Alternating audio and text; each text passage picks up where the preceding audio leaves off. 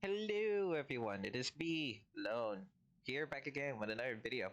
Today we are playing Swtor again as my dark side Jedi doing the flashpoint, did some Mathan, whatever the hell.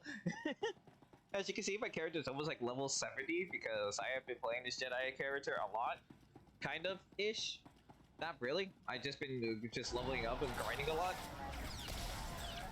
because I use this character to get what is it, to level 50.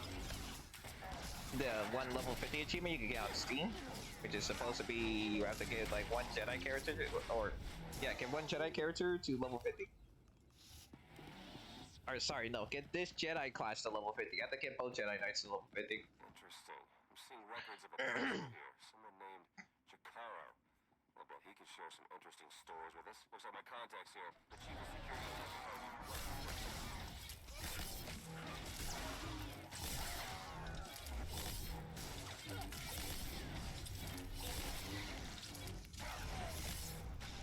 Oh, by the way, what do you mean by Dark Side Jedi? So if you don't know, the most recent what is it? The most recent expansion that made it so that way, not most recent, it's probably like a couple expansions ago.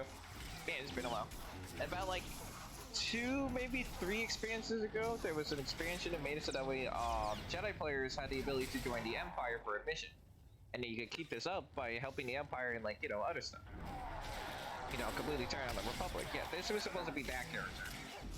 My character that left the light side to join the dark side, and yeah. And I didn't even commit all the way. I just decided to make him level 50, then completely abandoned him. That's why, I just been playing my Sith characters. That's why like so many of them are like so high level. So, yeah.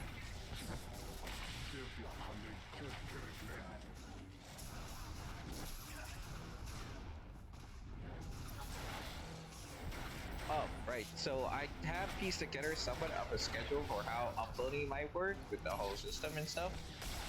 And especially with the college logic. I'm thinking of planning my uploads during the night. So anyone who stays up somewhat late at night, congrats, you will see my upload. Or at least technically speaking, you'll see it either way if you're subscribed and, you know, hit that good old bell, you know, not telling you to retweet. Man, cheap advertisement, but hey, welcome to YouTube, I guess. Anyway, back to what I was saying. So my uploads are gonna be focused during the night, so because you know, night is really flexible for me. Nobody really visits me, and I can just, you know, straight up just talk to you guys, really. So, yeah. Looking forward to some of my comments in the comment section. Hey, wait, hold up, can you do a light side character run? Hell to the no. You can literally find my Swtor account, my main one. I mean, not my main Swtor account, my main Swtor character, and offer me about like 2 million credits, and I still would say no.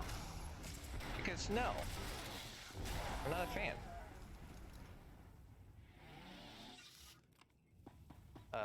I might not skip the dialogue, just for, you know, lore, I guess, if you're new to this. Spoilers should be obvious for people that haven't gotten to this part yet.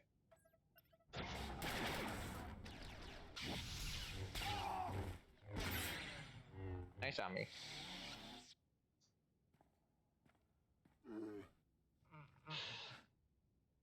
Greetings! My master compliments your impressive skill and would like to share his appreciation for this noble rescue. This is hardly the time for embellished translations. I'm sure your master would agree. Oh dear. Please let us out of here. We beg you!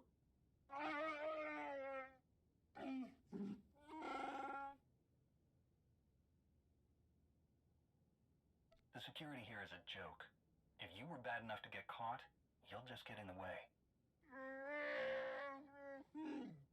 My esteemed master Jakaro is a specialist in discreet cargo delivery. I am his translator, C2D4, former servant of Ribbon's Queen Lena of...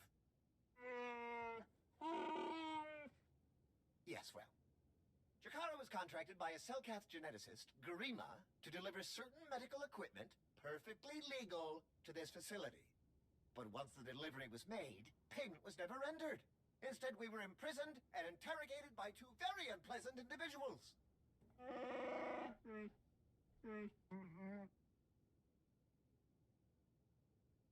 Colonel Derek and Darth Arcus? We were never introduced. Very rude, to be perfectly honest. After the interrogation, they told Garima to use us as fodder for some kind of experiments. What kind of genetic experiments would call for a Wookiee and a droid? Thanks to your timely intervention, I hope we'll never have to find out.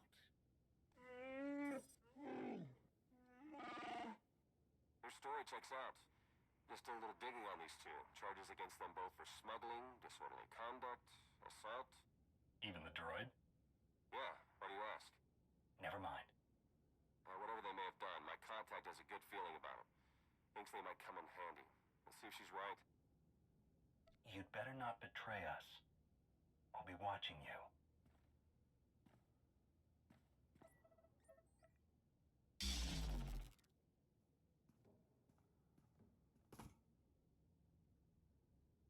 Oh, you have nothing at all to worry about.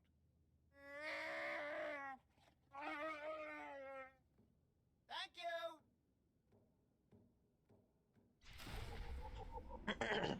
All right.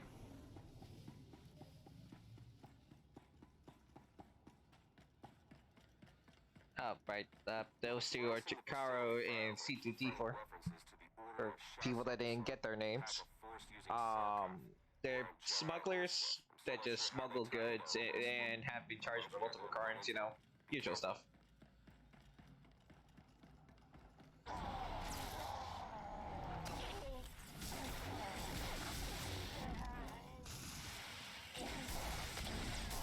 Oh, and before someone questions, yes, the droid's arms were on Chikara's back.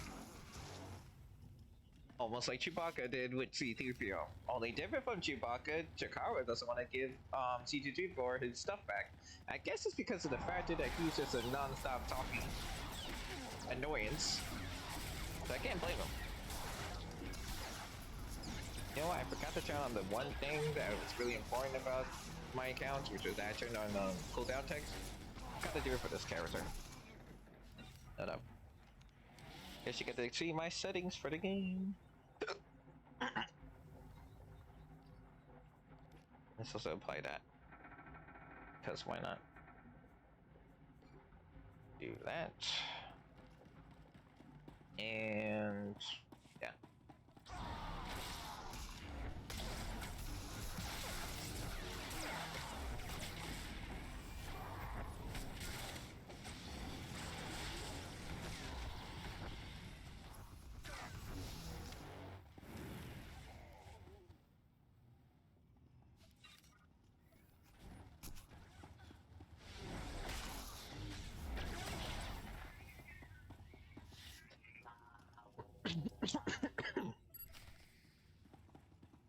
Oh, by the way, I'm also planning on making a new character.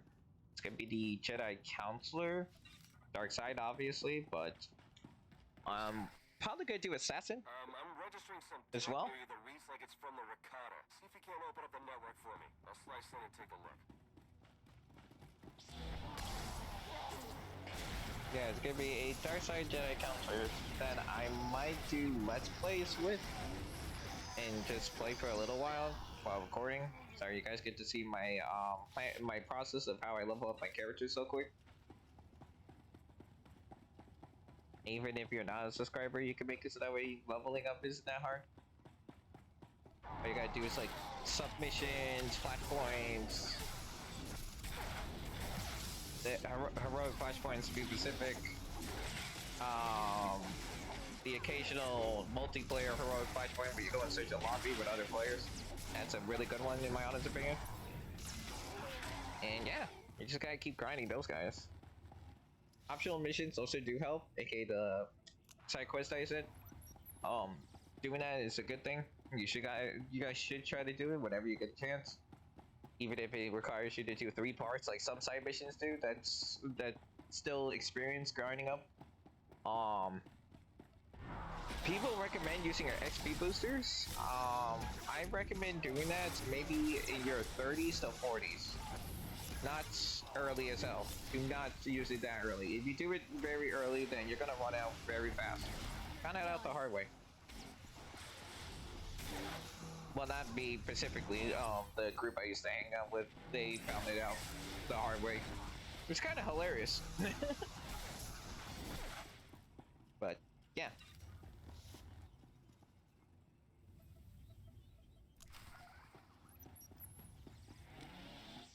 Alright, next up, the second boss. Oh yeah, so for other people that might be new, these are flashpoints. Flashpoints are like story-based missions for some of them. Like, they relate to your main story, so you're gonna run into them, but some are just, you could do it, and, you know, get some good stuff. Flashpoints are usually down to 3 to 4 bosses, and each one being unique in its own ways. They are very, like, for some of them, they're really hard. Not all of them, though.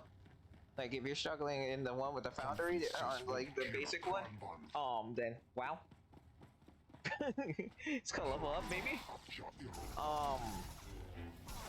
The other thing about flashpoints that makes them so interesting is that if you believe that the flashpoint levels that you've been doing are too easy for you, then don't worry, there's another difficulty you can do called masters.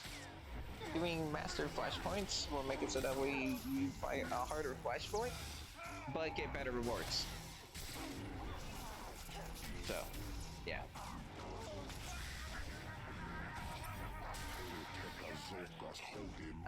This one. He spans the liquid and he starts shocking the group.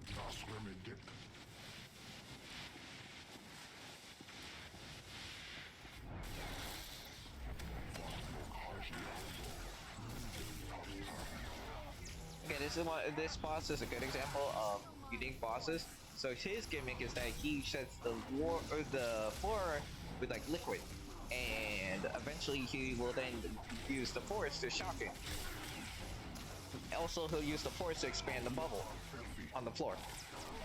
So to beat this boss, you must fight it normally, like you would fight a normal boss, but be careful when he does the lightning move, because then it will make a big globe, and if you caught that big globe, then guess what? You're going to be stunned for a very long time. Long enough for him to kill you. Oh, and the lightning thing lasts for a long time, so suggestion, use the code to a healing station. Which, by the way, Your associate asked me to contact you while he's busy with his scanning equipment. Apparently, he's picking up powerful energy readings from Garima's laboratory. Readings consistent with Rakata technology. Darren and I agree that this is a dangerous sign. Whatever is going on in that lab, please do your best to stop it. So, by the way, console healing stations will always appear in every boss room. There's usually like 4 of them. They have like a long cooldown when you use them, so use them wisely. Suggestion, use them when you're on barely any health, or at least if you're in a group, use it when someone has super low health.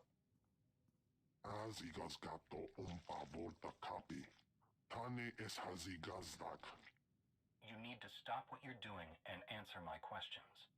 As uge freda leg job as uregviko had nerd akisok. I want to know what Derek and Arcus are planning. What are you doing here? Voltesak fek ut hazo negre. Akon ivolomar. Meg bis hato sabmeg. Seze meles nehes volt felis merni. Hogene kunk. Toleras ege mas fonal es. Mege iteletet.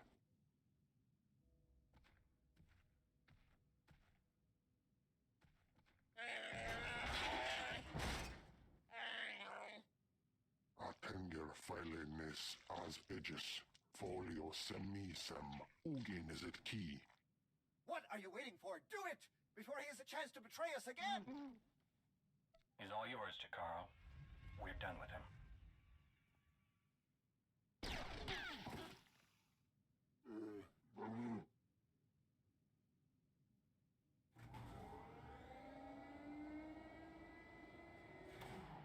Well, that explains the dead guards. I knew I sensed someone familiar. I told you to let it go. You did your part. None of this concerns you. If you think that shield is going to protect you from me, you're wrong. It doesn't have to hold for long. I see you killed poor Garima. It's too bad. He would have enjoyed seeing us put the first of our infinite army to work.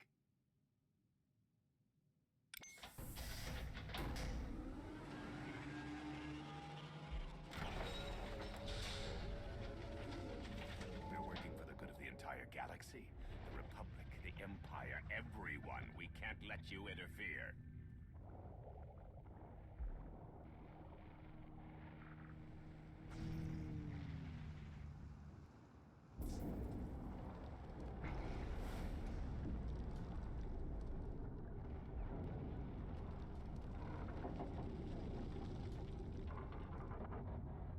Feel free to die before the facility reaches crush depth. It will probably be more comfortable that way. Hello again. I'm afraid that all of the emergency pods have been ejected, and all hatches leading back to the facility entrance are sealed. Fortunately, I secured a small water tank to test this eventuality. The autopilot has the hatch for the hatch and the rotation chute.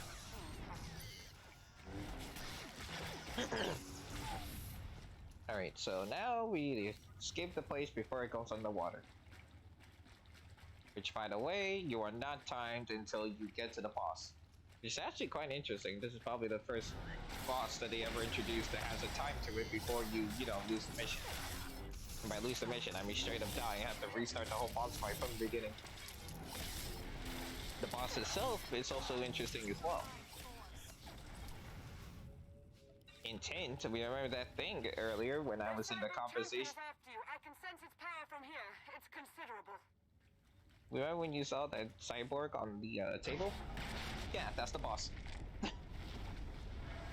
Sorry, did I just see that correctly? Was my voice like completely gone? Oh god. Your time is short. Be merciless. Show it you will not back down. So what makes this boss unique? Well, first off, he's immune to all damage at the start of the fight. Can't really do anything, so how do you beat this boss? Well, eventually, because of how damaged the facility is, pipes will open up. When the pipes open up, fire will come out, and that's how you beat the boss. Lead the boss into the fire, and then the shield goes down. Then you can beat up the boss. Now again, you are timed. Big danger, you have 5 minutes to evacuate.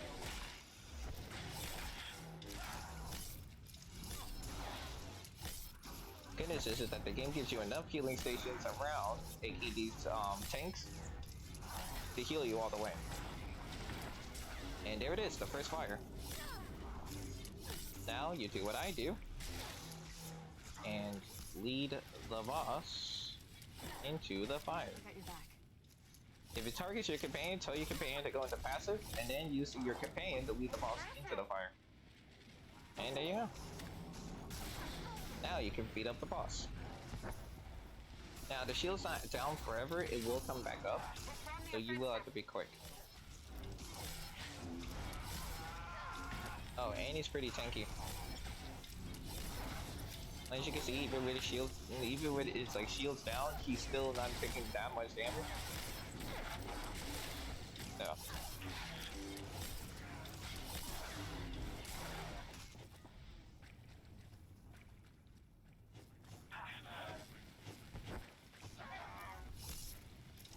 To a med center. That's the way. Make it. It's on the offensive.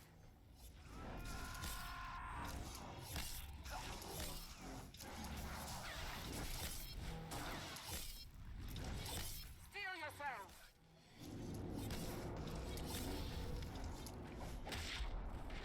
Okay, so now it's saying we have 3 minutes.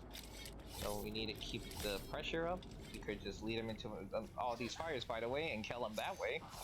That actually deals a lot of damage to him. Good. Don't let up.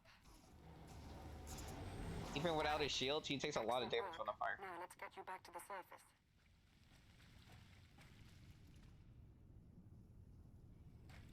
Oh my god, the combat support droid. It's still fighting droids. Which, by the way, it's also recommended in multiplayer no, flashpoint for this. That your tank should try to tank the droids, or at least tank the boss into a fire, so that way he can break the shield. Because then Apologies, but the remote docking procedure isn't quite finished. You're a Sith. But not your enemy. Not today. Now, are you interested in a ride back, or would you prefer to swim? Sith or not, I won't turn down a helping hand. I do appreciate a pragmatic mind. And there we are. Your transportation is ready. Safe travels.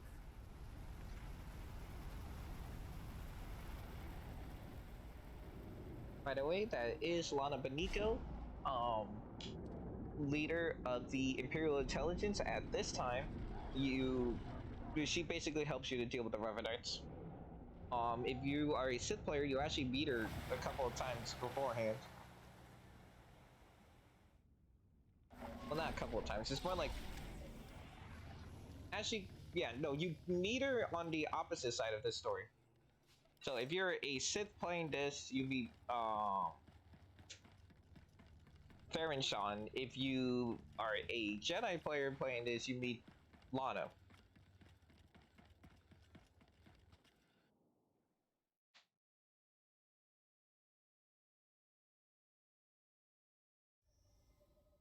And that is it. That is the whole Flashpoint. I hope you guys enjoy. More videos will be coming out soon when I get the chance. If you do like this video, like and subscribe, blah blah blah, you know, usual stuff. And I'll see you guys around.